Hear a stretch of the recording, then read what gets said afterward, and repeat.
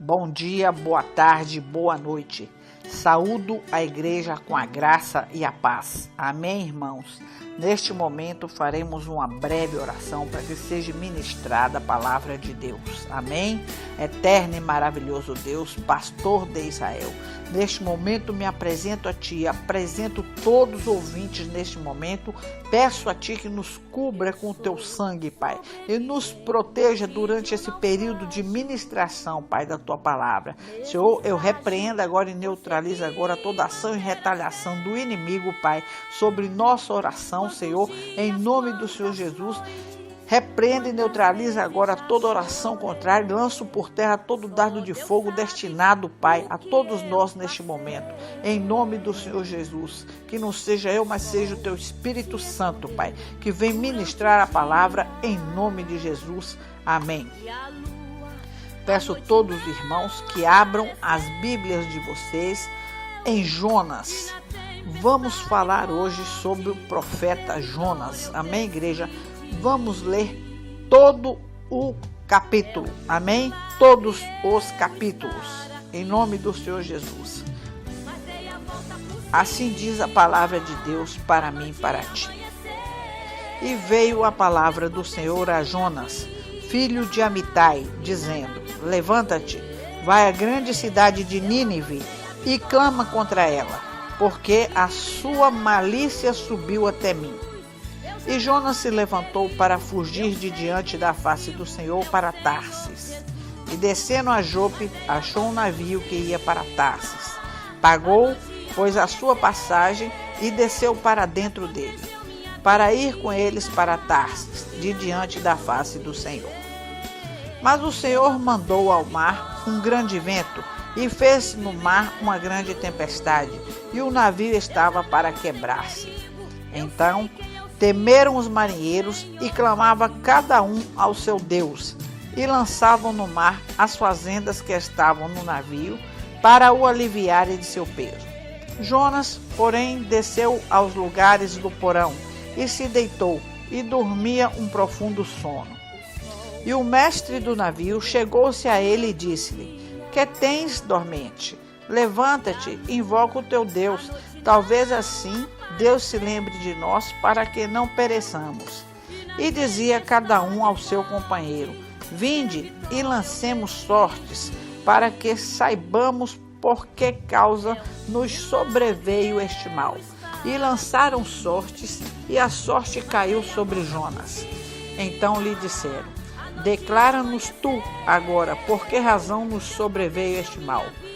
Que ocupação é a tua? De onde vens? Qual é a tua terra? E de que povo és tu? E ele disse: Eu sou hebreu e temo ao Senhor, o Deus do céu, que fez o mar e a terra seca. Então os homens se encheram de grande temor e lhe disseram: Por que fizeste tu isso? Pois saibam os homens que fugia de diante do Senhor, porque ele lhe tinha declarado. E disseram-lhe: Que faremos nós para que o mar se acalme? Porque o mar se elevava e engrossava cada vez mais. E ele lhes disse: Levantai-me e lançai-me ao mar, e o mar se aquietará. Porque eu sei que, por minha causa, vos sobreveio essa grande tempestade. Entretanto, os homens remavam, esforçando-se por alcançar a terra, mas não podiam, porquanto o mar se vinha embravecendo cada vez mais contra eles. Então clamaram ao Senhor e disseram: Ah, Senhor, nós te rogamos, não pereçamos por causa da vida deste homem, e não ponha sobre nós o sangue inocente, porque tu, Senhor, fizeste como te aprove. E levantaram Jonas e o lançaram no mar, e cessou o mar da sua fúria. Temeram, pois, estes homens ao Senhor com grande temor, e ofereceram sacrifícios ao Senhor e fizeram votos. Deparou, pois, o Senhor um grande peixe, para que tragasse a Jonas, e esteve Jonas 3 dias e 3 noites nas entranhas do peixe. Amém, igreja? Vamos agora ao capítulo 2. Quando Jonas, no ventre do grande peixe, usa sua oração e seu salvamento. E orou Jonas ao Senhor, seu Deus, das entranhas do peixe, e disse: na minha angústia clamei ao Senhor, e ele me respondeu. Do ventre do inferno gritei, e tu ouviste a minha voz, porque tu me lançaste no profundo, no coração dos mares, e a corrente me cercou. Todas as tuas ondas e as tuas vagas têm passado por cima de mim. E eu disse: lançado estou de diante dos teus olhos. Todavia, tornarei a ver o templo da tua santidade. As águas me cercaram até a alma, o abismo me rodeou e as algas se enrolaram na minha cabeça. Eu desci até os fundamentos dos montes, os ferrolhos da terra correram-se sobre mim para sempre. Mas tu livraste a minha vida da perdição, ó Senhor meu Deus. Quando desfaleci em mim a minha alma, eu me lembrei do Senhor. E entrou a ti a minha oração no templo da tua santidade. Os que observam as vaidades vãs deixam a sua própria misericórdia, mas eu te oferecerei sacrifício com voz do engrandecimento. Desculpe, igreja, mas eu te oferecerei sacrifício com a voz do agradecimento. O que votei, pagarei, do Senhor vem a salvação. Falou, pois, o Senhor ao peixe, e ele vomitou a Jonas na terra. Amém, igreja? Passamos agora o capítulo 3, quando Jonas prega em Nínive o arrependimento dos ninivitas. E veio a palavra do Senhor segunda vez a Jonas, dizendo: levanta-te e vai à grande cidade de Nínive e prega contra ela a pregação que eu te disse. Levantou-se Jonas e foi a Nínive, segundo a palavra do Senhor. Era, pois, Nínive uma grande cidade, de 3 dias de caminho. E começou Jonas a entrar pela cidade de caminho de um dia, e pregava e dizia: ainda 40 dias e Nínive será subvertida. E os homens de Nínive creram em Deus e proclamaram um jejum, e vestiram-se de panos de saco, desde o maior até o menor, porque esta palavra chegou ao rei de Nínive, e levantou-se do seu trono e tirou de si as suas vestes e cobriu-se de pano de saco e assentou-se sobre a cinza. E fez uma proclamação que se divulgou em Nínive, por mandado do rei e dos seus grandes, dizendo: nem homens, nem animais, nem bois, nem ovelhas provem coisa algumas, nem se dê pasto, nem bebam água. Mas os homens e os animais estarão cobertos de pano de saco, e clamarão fortemente a Deus, e se converterão cada um do seu mau caminho e da violência que há nas suas mãos. Quem sabe se voltará a Deus e se arrependerá e se apartará do furor da sua ira, de sorte que não pereçamos. E Deus viu as obras deles, como se converteram do seu mau caminho, e Deus se arrependeu do mal que tinha dito que lhes faria e não o fez. Amém, igreja? Passamos agora ao capítulo 4. O descontentamento de Jonas e a resposta do Senhor. Assim diz Deus para mim e para ti. Mas desgostou-se Jonas extremamente disso e ficou todo ressentido. E orou ao Senhor e disse: ah, Senhor, não foi isso o que eu disse, estando ainda na minha terra. Por isso me preveni fugindo para Tarsis, pois sabia que és Deus piedoso e misericordioso, longânimo e grande em benignidade, e te arrependes do mal. Peço-te, pois, ó Senhor, tira-me a minha vida, porque melhor me é morrer do que viver. E disse o Senhor: é razoável esse teu ressentimento? Então Jonas saiu da cidade e ausentou-se ao oriente da cidade, e ali fez uma cabana, e assentou-se debaixo, igreja dela, à sombra, até ver o que aconteceria à cidade. E fez o Senhor Deus nascer uma aboboreira, que subiu por cima de Jonas para que fizesse sombra sobre sua cabeça, a fim de livrar do seu enfado. E Jonas se alegrou com extremo. e Jonas se alegrou em extremo por causa da aboboreira. Mas Deus enviou um bicho no dia seguinte, ao subir da alva, o qual feriu a aboboreira, e esta se secou. E aconteceu que, aparecendo o sol, Deus mandou um vento calmoso, oriental, e o sol feriu a cabeça de Jonas, e ele desmaiou, e desejou com toda a sua alma morrer, dizendo: melhor me é morrer do que viver. Então disse Deus a Jonas: é acaso razoável que assim te enfades por causa da aboboreira? E ele disse: é justo que me enfade a ponto de desejar a morte. E disse o Senhor: tivesse compaixão da aboboreira, na qual não trabalhaste nem fizeste crescer, que em uma noite nasceu e em outra pereceu, e não hei de eu ter compaixão grande da cidade de Nínive, em que estão mais de 120 mil homens que não sabem discernir entre a sua mão direita e a sua mão esquerda, e também muitos animais? Amém, igreja? Esta é a palavra de Deus para mim e para ti neste momento. Falamos aqui sobre a vida de Jonas, ou seja, sobre o chamado de Jonas. Agora vamos esmiuçar um pouco esta palavra em nome do Senhor Jesus. Amém? Logo no início temos aí o que? A vocação de Jonas, ou seja, o chamado dele. Amém? Jonas foi o quê? Um profeta do reino do norte, que reinou, durou durante o reinado de Jeroboão II, conforme está na palavra em 2 Reis, no capítulo 14, no verso 23 e 25. Amém? Então, tanto é que está escrito aí: e vê a palavra do Senhor a Jonas, filho de Amitai, dizendo: levanta-te e vai à grande cidade de Nínive e clama contra ela, porque a sua malícia subiu até mim. Então, vai a Nínive. O que quer dizer isso? Jonas foi chamado por Deus para advertir a Nínive concernentemente ao juízo divino que estava prestes a se abater sobre ela em consequência de seus muitos pecados. Nínive era a capital da Síria, uma nação perversa, cruel e imoral. Amém?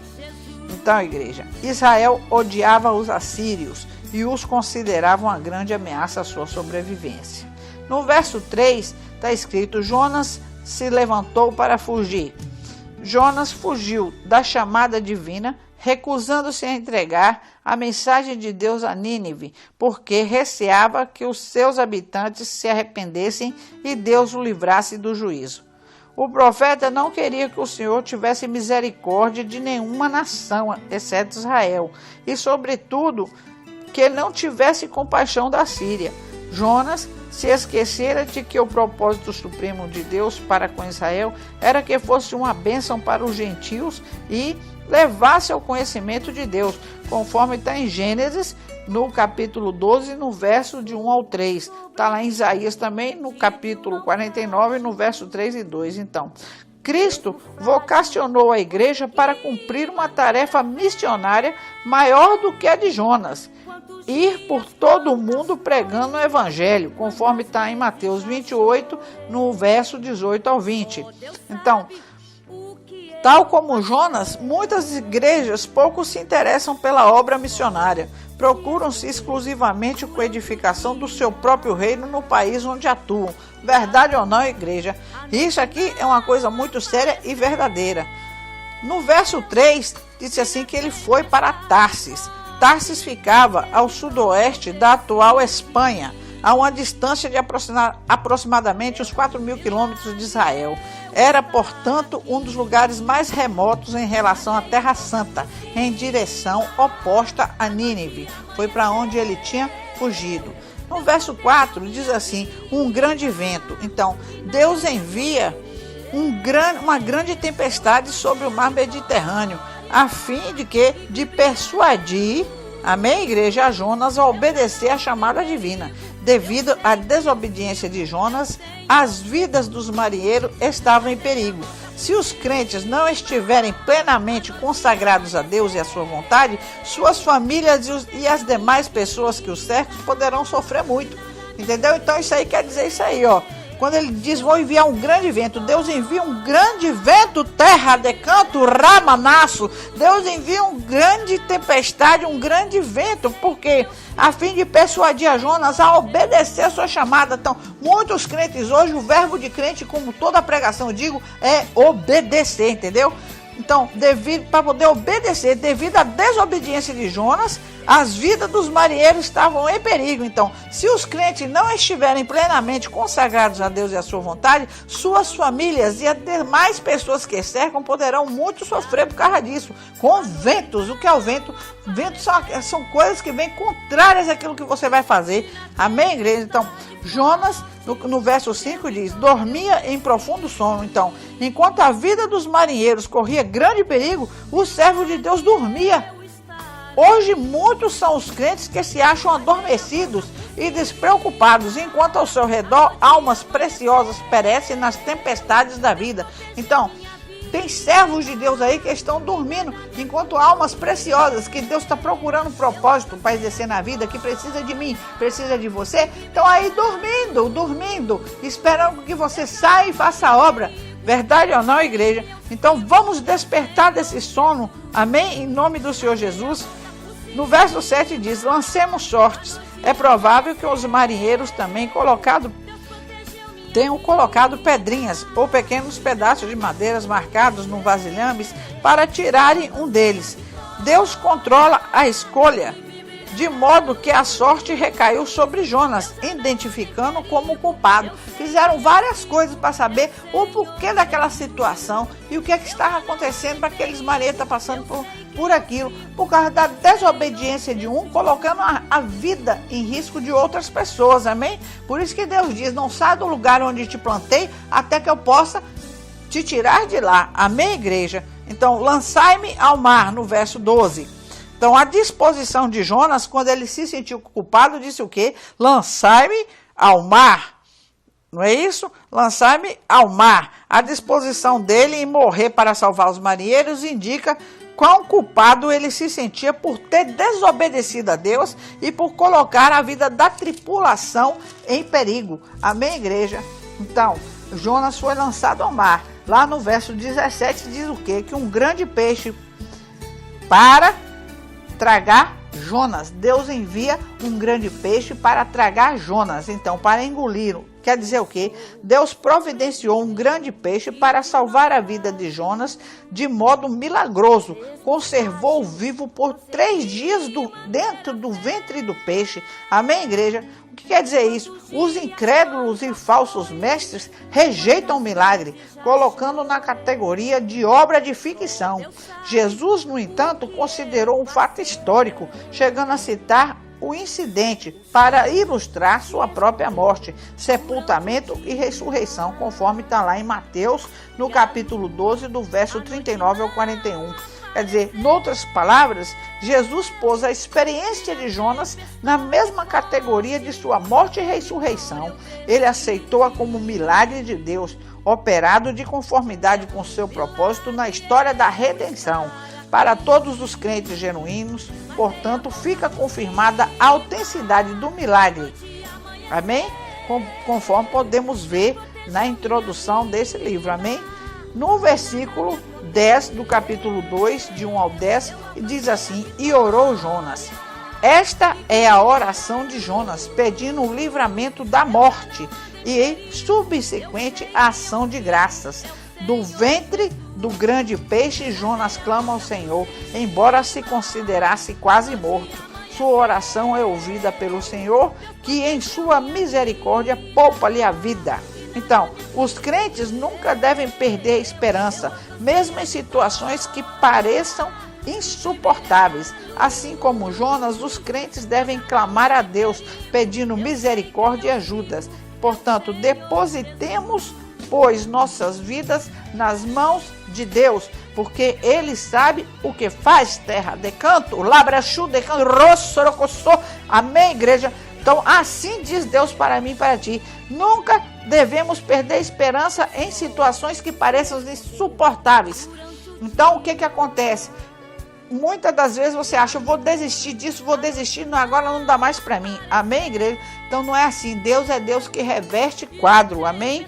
E torna diferente a nossa história. No verso 2 e 3, tu me lançastes.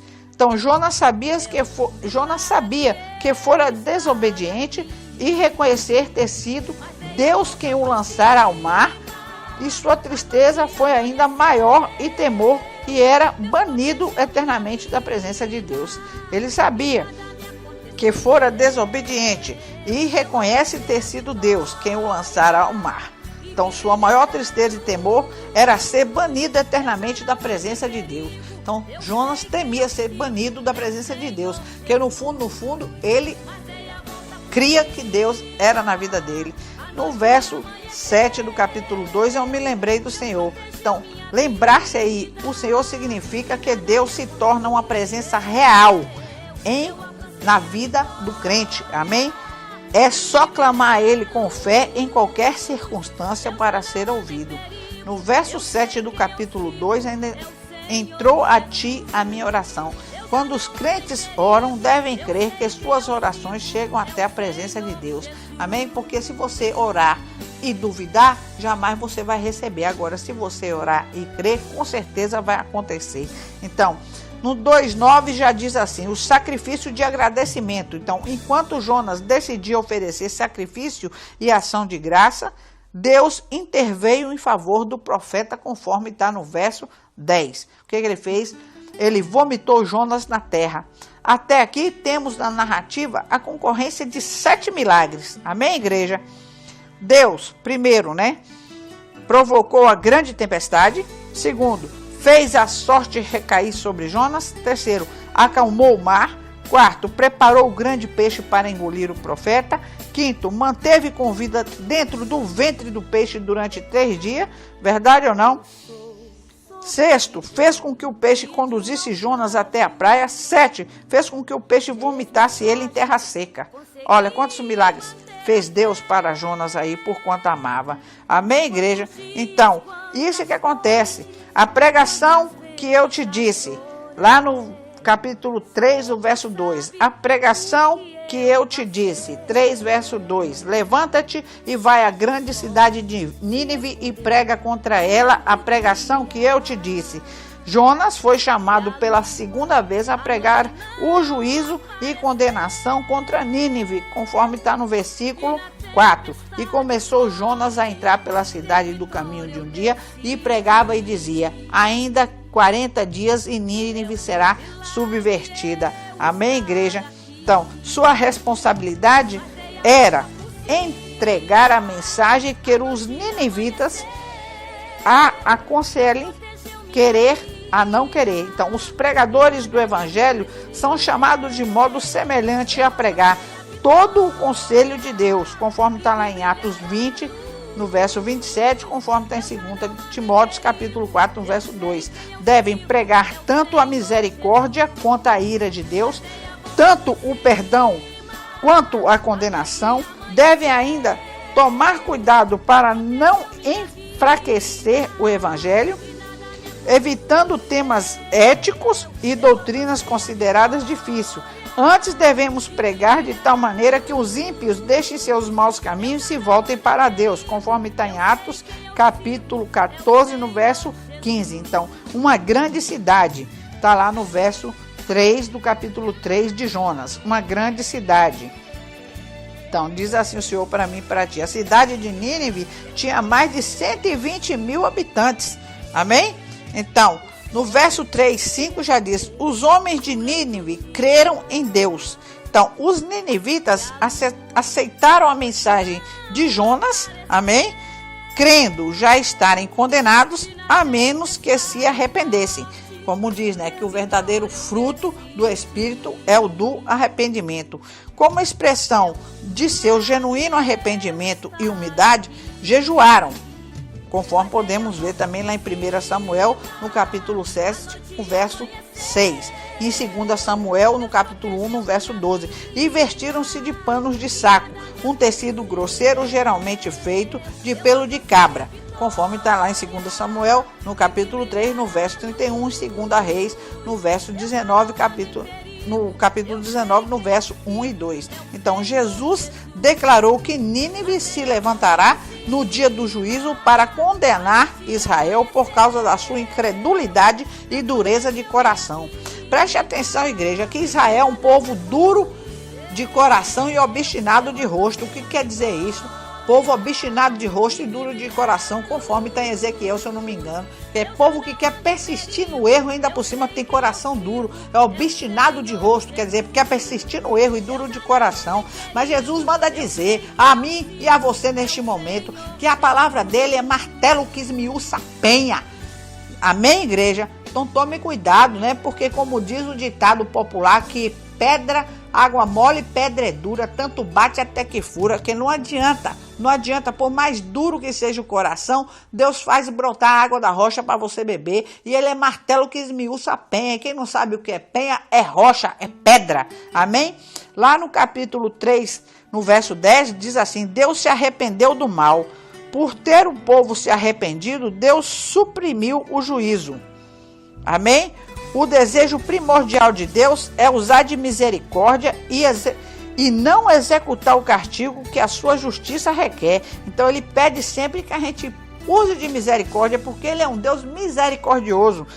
Que a misericórdia é um castigo que é daquele que foi punido. No caso, você seria punido e você é livre daquela punição, porque Deus usa da misericórdia. Então, e o castigo que requer a justiça. Então, o Senhor é um Deus que se move de compaixão também pelos pecadores que sinceramente se arrependem. Então, este livro ilustra a verdade bíblica de que Deus não quer que ninguém pereça, mas que todos cheguem ao arrependimento, recebam perdão e a vida eterna, conforme está no livro de 2 Pedro, no capítulo 3, no verso 9. Amém, igreja?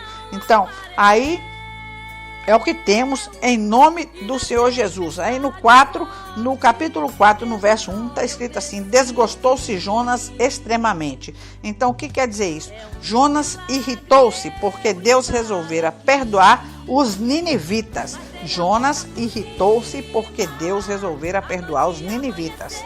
Ele não queria que o Senhor poupasse este arqui-inimigo de Israel.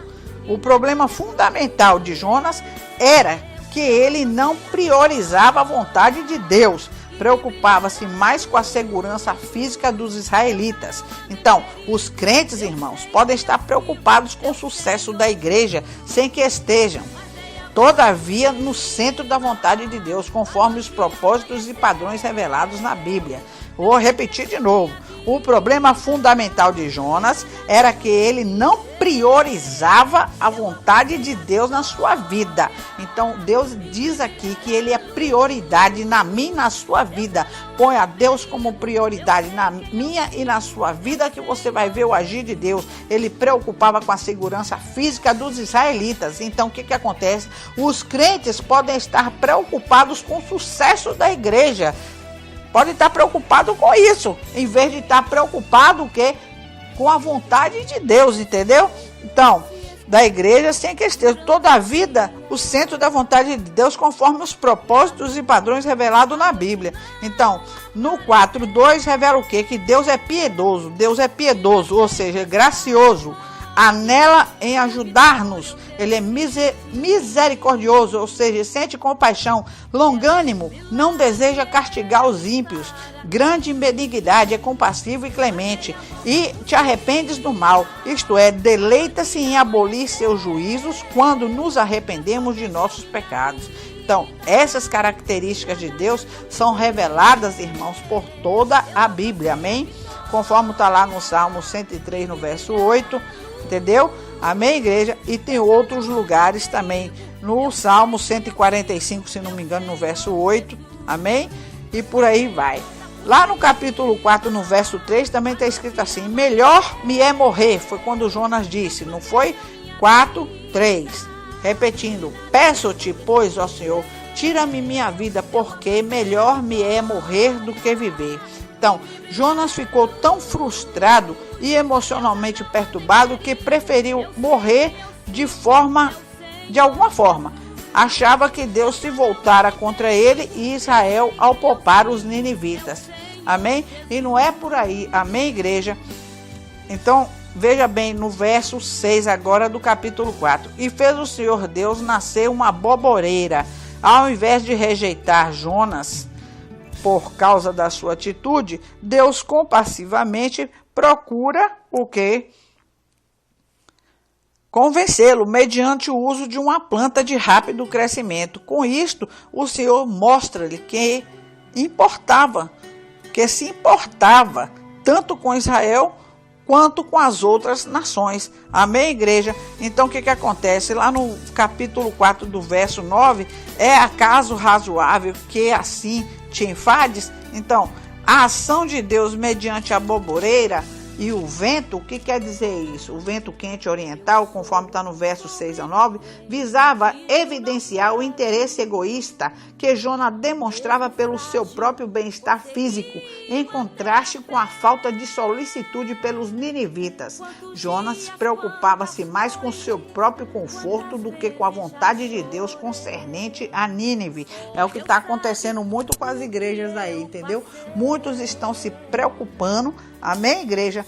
Muitos estão se preocupando com a sua vontade própria do que com a própria vontade de Deus de realizar alguma coisa. Amém, igreja? Então, em nome do Senhor Jesus, eu peço a todos os irmãos que prestem muita atenção nessa palavra, em nome do Senhor Jesus. E no 4:11, não hei eu de ter compaixão de Nínive, assim diz o Senhor para mim e para ti. Em nome do Senhor Jesus. Deus expressa seu amor em Nínive. É o amor do Criador pelas suas criaturas, embora essas estivessem no pecado e rebelião contra as suas leis. É um amor que vai muito além de preocupar, um amor que vai muito além de qualquer amor humano, conforme está lá em Romanos, no capítulo 5, no verso 8. Então, o amor de Deus, terra, decanto, nagaço, o amor de Deus pela humanidade estende-se além do seu próprio povo e alcança os perdidos em todos os lugares, Essa verdade foi plenamente explicitada quando Deus enviou seu Filho Jesus para morrer em prol de toda a humanidade, conforme está lá no livro de João, capítulo 3, verso 16. E quando Jesus enviou os seus discípulos por todo o mundo a pregar o Evangelho e fazer discípulos em todas as nações. Amém, igreja? Conforme está em Mateus capítulo 28, do verso 18 ao 20. Amém, igreja? Eu quero resumir esse livro de Jonas em pequenas palavras neste momento, além de ter pregado já esta palavra. Amém, igreja? Assim diz o Senhor para mim e para ti. Jonas, o livro mais bem-humorado da Bíblia. Amém? Percebam bem nessa parte de Jonas que o mar obedece a Deus, o barco obedece a Deus, os marinheiros pagãos obedecem ao homem de Deus, o peixe obedece a Deus, os ímpios ninivitas obedecem à mensagem de Deus, até a planta que Deus fez nascer, a boboreira, obedeceu a Deus. Mas o engraçado, sabe o que é, irmãos? É que o homem de Deus, o profeta, não obedeceu a Deus. Então, tem que dizer a todos vocês, tem momentos que o ímpio parece tão crente, meus irmãos, e o crente parece pior que o ímpio. Então, portanto, digo a todos vocês nesse momento que orem, vigiem, procurem mais as Escrituras, porque não há outro Deus além dele. E aqui está toda a verdade, como a própria palavra diz: eu sou o caminho, a verdade e a vida, ninguém vai ao Pai senão por mim. Amém, igreja? Que a paz e a graça recaiam sobre todos os lares de vocês, em nome do Senhor Jesus. E peço a todos que continuem se inscrevendo no canal e continuem acessando em nome do Senhor Jesus. Amém.